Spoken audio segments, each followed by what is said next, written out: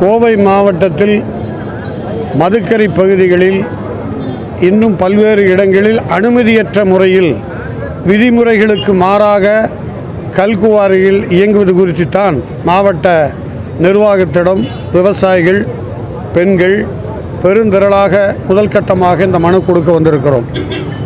15 ஆண்டுகளுக்கு முன்பு மூடப்பட்ட மதுக்கரை கல்குவாரிகளில் மீண்டும் திறப்பதாக யாருடைய ஆதரவோடு அந்த கல்குவாரியை மூடிய கல்குவாரி மீண்டும் திறந்து வைத்தால் விவசாய நிலங்கள் பாதிக்கும்.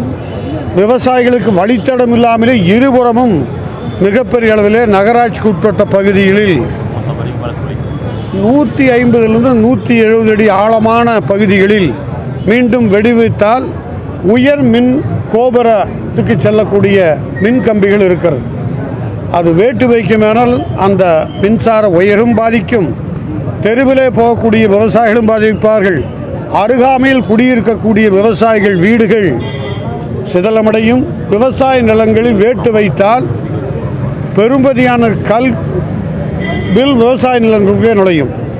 அரசு விதிகளுக்கு புறம்பாகத்தான் இத்தகைய செயல் வடிவம் கொண்டு வருவதற்கு முயற்சி மேற்கொள்கிறார்கள். ஆகவேதான் மாவட்ட நிர்வாகம் விதிமுறைக்கு உட்பட்டு கல்குவாரிகளை மக்கள் அதிகம் நடமாட்டம் இல்லாத பகுதி, விவசாயிகள் பயிரிட செய்யாத பகுதியை தேடி பிடித்து அனுமதி பெற்ற பிறகு விதிமுறைகளுக்கு உட்பட்டுத்தான் கல்குவாரி நடத்தப்பட வேண்டும்.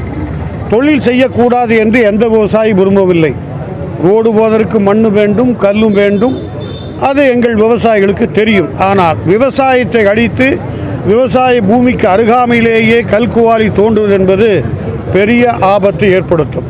அதே போல தான் ஏற்கனவே நம்மளுடைய 15 ஆண்டுகளுக்கு முன்பு தடை செய்யப்பட்ட பகுதி தான் நாங்கள் வைத்திருக்கிற இந்த கோரிக்கை. தடை செய்யப்பட்ட இடத்தில் மீண்டும் அனுமதி பெறப்போவதாகவும் அதில் கல்குவாரி அமைப்பதாகவும் விவசாய நிலத்துக்கு அருகாமையிலேயே அத்துமீறி கல்வேலி அமைத்திருக்கிறார்கள். நீங்கள் வந்து பார்த்தால் சரியாக இருக்கும். விவசாய பூமிக்குள்ளேயே கல்லை நெட்டி இதெல்லாம் எங்களுடையதான் என்று அரசு புறம்போக்கையும் ஆக்கிரமிக்கிறார்கள், விளைநிலத்தையும் பால்படுத்துகிறார்கள். இதை உடனடியாக மாவட்ட நிர்வாகம் இத்தகைய விதிமுறை கல்குவாரி மீது நடவடிக்கை எடுக்க வேண்டும். ஆனால் பல விதிமுறைகள் இருந்தும் அதுக்கு மாறாக இத்தகைய பணியை செய்கிறார்கள். மின் மோட்டார்கள் அருகாமையில் இருக்கக்கூடிய பழுதடைக்கு வாய்ப்பாக இருக்கிறது. நாங்கள் படம் காட்டியிருக்கல முழுக்க விவசாய பூமி. அதில் ஒரு நாளைக்கு 200-300 லாரி போகிறது. நீங்களே வந்து பார்க்கலாம். அவ்வளவு சிதலமடைந்த பகுதியாக இருக்கிறது.